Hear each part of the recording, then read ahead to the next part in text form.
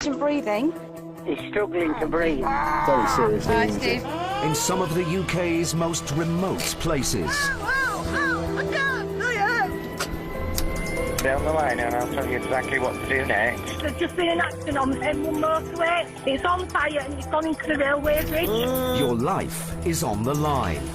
How far did he fall? About 5 metres. He's intubated and ventilated. You need some of Britain's most elite medics. Is there any serious bleeding? Yes, there is, yeah. Can't feel legs, anything below my neck. We're in a remote location in the middle of a woodland. They've broken their back. The speed of the Yorkshire Air Ambulance can make the difference between life and death. Your discretion, take off. Furnace 99 lifted.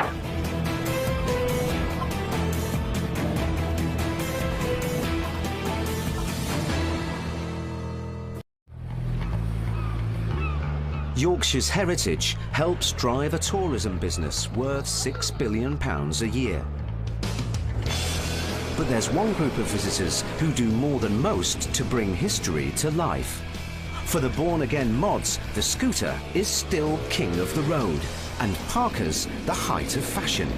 Vintage shirts change hands for hundreds of pounds, and a restored Lambretta can cost more than a car. But news has just come in to the Topcliffe base that a rider has come off in bad weather between York and Harrogate. Pilot Steve Wardby and paramedic Kit von Mikwitz know that these cases can be serious. I've got brains at junction 47. That's all for the thanks. Yeah, thanks. I'm just going to go east left. Oh, DCA there at 11 o'clock. Oh, yeah, roger. Oh, yeah, he's on the bend. He's lost it on the bend. Right. We'll come down onto that patch there in the 1 o'clock. Right, next to that puddle. There you go. Lead paramedic Paul is first out of the helicopter. He gets an update from local paramedics. Hey guys, you alright? Hey mate, you alright? This is Steve. He's come off his bike. Okay. He's got good air entry. I've got no radio, but I've got a carotid. Steve, where's it hurting, mate? In the back. Right in your back. Absolute agony. I can imagine, mate. So what's that pain now on a scale of 0 to 10? Fucking 10. 10? You can feel it crunching. You can feel it crunching, can you? 49-year-old Steve Campbell's description is graphic and worrying. His restored scooter is badly damaged. The weather is atrocious. There's mud on the road, and he came off on the bend. He did have a bit of blood in his mouth and he's got chewing gum which I've removed. Oh, right, okay. No loss of consciousness and anything like that? No, it says not. Right, okay. Steve was on his way to a scooter rally when the accident happened. The crunching sensation in Steve's back is called crepitus. It could mean he's displaced the bones or cartilage in his spinal column. The team will have to be very careful when they move him. Steve, you know me fitting well? Hey? You know me fitting well? Yeah. Yeah? I think them stats are accurate, you know. Looks a bit silent, doesn't it? Stats are 84%. The amount of oxygen in his blood is low and his skin is blue. The cold isn't helping. They need to warm him up. I'm conscious he's going to become hypothermic soon if we're not careful, so we'll cannulate him back up again. Unless he's under a lot of pain as we start rolling him, then we'll just reassess it. All right. Right, Steve, what we're doing is we're just going to be putting a scoop underneath your back, all right? This will be a roll and lift without pain relief. It's not going to be easy for patient Steve. Steady. All right, Steve. Well done, you're doing well. You're doing really well.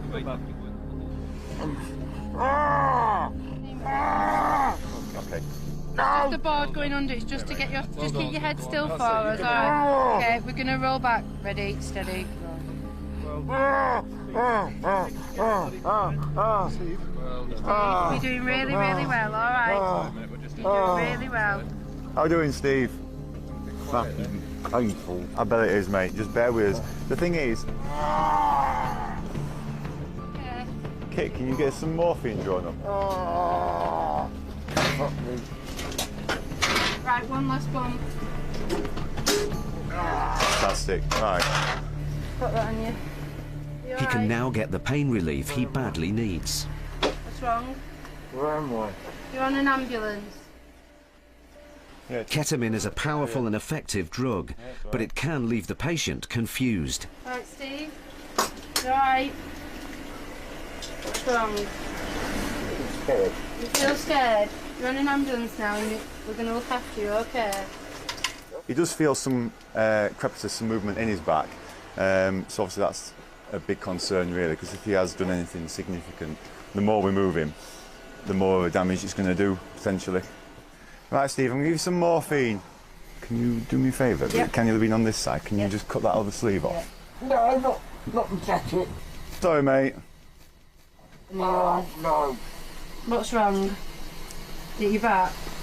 no, the jacket. No, you're going to have to cut that off. I'm afraid we did, mate. If we could have saved it, we would do, but that's the least of his worries at the minute. 40-year-old, that jacket. You just sliced it up. And I've just cut it off. I've ruined his day, if it wasn't ruined already.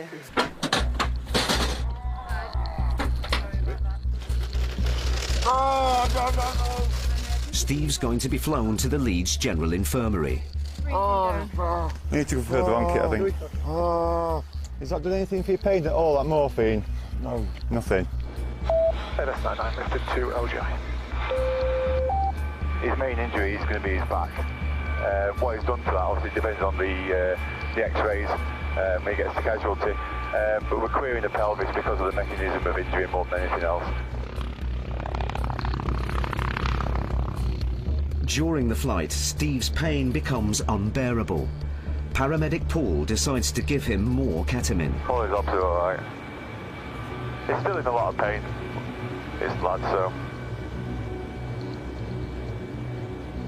LS99 landed LGI.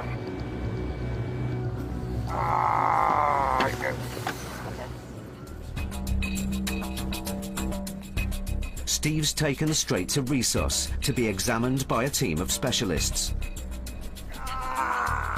Scans reveal why he's in so much pain. His back is broken in 3 places.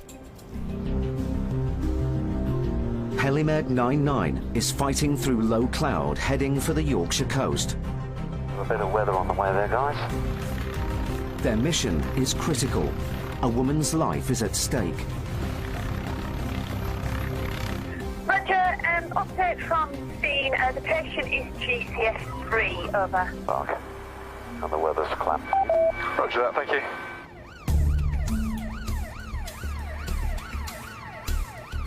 The patient was found unconscious in her seaside garden. Local paramedics are rushing her to the emergency landing pad near the local Coast Guard station. So it sounds like we're on the way to quite a serious call at the moment. We've been told that lady's fallen off a ladder with potential head injury and that she's completely unconscious at the moment. It's feared she has a brain hemorrhage. Paramedics John Baxter and Kit von Mikwitz know Helimed 99 may be the woman's only hope of survival. The crew are reporting that the patient is peri-arrest. Prior to that, they were reporting that the patient was quite combative. They're concerned that she's going to have a cardiac arrest or that her heart could stop because her injuries are so severe. She could have the bleeding within her head or a different type of severe injury. We're making scene as quickly as possible now. Time really is important. At least they're now through the low cloud. I think I've got Bridland tonight. Got the road crew coming down past the trees. Is that them? Yeah. Yeah. Got it. They're arriving at the same time as the ground crew who found her. LS99, we're visual with the crew now, preparing to land. There's a height restriction on this gate at this side. Just have to get close and... Yeah. 99 landed. Oh, yeah. Linda Parkinson went out to trim a hedge in her back garden. Minutes later, her husband found her lying unconscious. She's critically ill. Hiya, I'm Kit, one of the paramedics. What's the name? What was it? Say that again. Linda. Linda's agitated. It could be a sign of brain damage. Pupils were pinpoint. Right, a little access in this hand, lovely. So we've got another aircraft coming as well. We're going to probably be putting her off to sleep with an anaesthetic, emergency anaesthetics. In the meantime, we'll just try and get her as comfortable as we can and see what we can do for her. Okay. All right. Kit wants to give Linda a powerful sedative. Ketamine will calm her down. But its use must be authorised by a senior ambulance service doctor. Hi Steve, sorry to bother you, it's Kit, one of the paramedics on Hamid 99. We just wonder if you're okay with us giving something just to settle her down and if we can get her stats up a little bit and stop her being so agitated. Fab. Alright, thanks very much for that. I'll speak to you later. Cheers, bye then. Bridlington is at least half an hour from a major trauma centre, but the most important part of that is coming to her. The 2nd Yorkshire Air Ambulance Helimed 98 is carrying a consultant who will be able to anaesthetise Linda before her flight. Can you set up a kit dump for an RSI, please? Sir. John's setting up for an RSI, so as soon as they arrive, hopefully we'll be able to pop off to sleep. Linda, relax, sweetheart. All right. 2 helicopters, 8 paramedics and one of Yorkshire's most experienced trauma consultants are now focused on saving Linda's life. Linda, can you squeeze my fingers for me? She's just making that constant groaning. Hello Andy, how are you? Dr. Andy Poutney is arriving to perform a high-stakes medical procedure that's risky even in hospital. Her survival will depend on its success.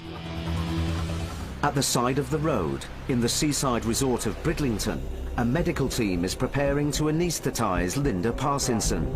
She's been found at the bottom of a ladder. We're not really sure if she's fallen, It's less than half an hour since Linda was found unconscious in her garden. It's feared she may have a massive brain hemorrhage. They're going to pop her to sleep in the street out there, just where it's a bit more easy. You just grab a 20mm syringe, right, for us. We've got size 6, size 7, size 8 ET tubes.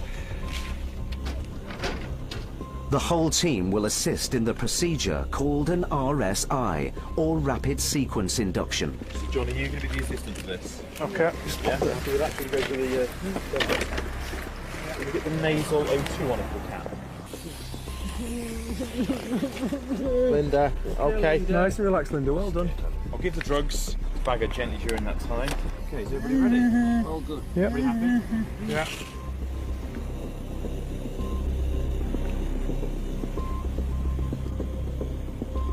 Linda's being paralysed with drugs, so they can take over her breathing. Nice stats.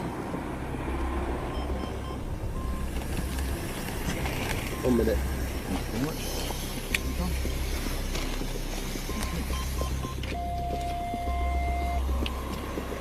Very good view of the epiglottis. Bottom end of the cord, bougie, please, thank you. A tube is being slid down her windpipe. It's a difficult operation. Happy that's through the cords. And it's being performed on a footpath. Okay. Thank you. Happy the tube through the cords, bougie out, please. Thank you. We've got a syringe here and we'll reattach it on. Thank you very much. Could you have a listen for me? We've got good CO2 coming back and good stats at the minute still. The team's successful. Linda's brain can now rest, but her condition is very serious. The race is now on to get her to hospital 30 miles away in Hull. So we're not entirely certain what's happened to Linda. It's possible that she's fallen off a ladder and injured her head, which has caused bleeding, which is inside her skull, which is making her very, very agitated. Ready, steady, lift. Another possibility is that she's had a stroke or bleeding on the brain as a result of a medical problem, and that's caused her to collapse in the state that she is now. Just leave this down at the side so it's there for when you're at hospital. If you're going to use it then. So I'll swap this fluid over. Kit's done another, got another bag here. Fluid bag, that'd be really helpful. Is it this side, Kit? Yeah. Right. Helimed 98 will have Linda at the hospital in just over 15 minutes. But even that might not be fast enough. It's uncertain whether she'll survive.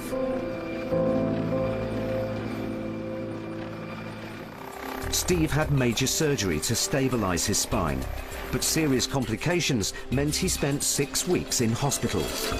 He's now home and making a good recovery, but his scooter riding days are behind him.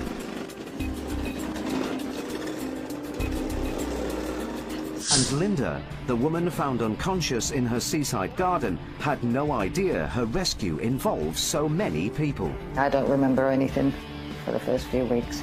It's amazing how many people come together just for one person. It's, yeah. You feel slightly honoured.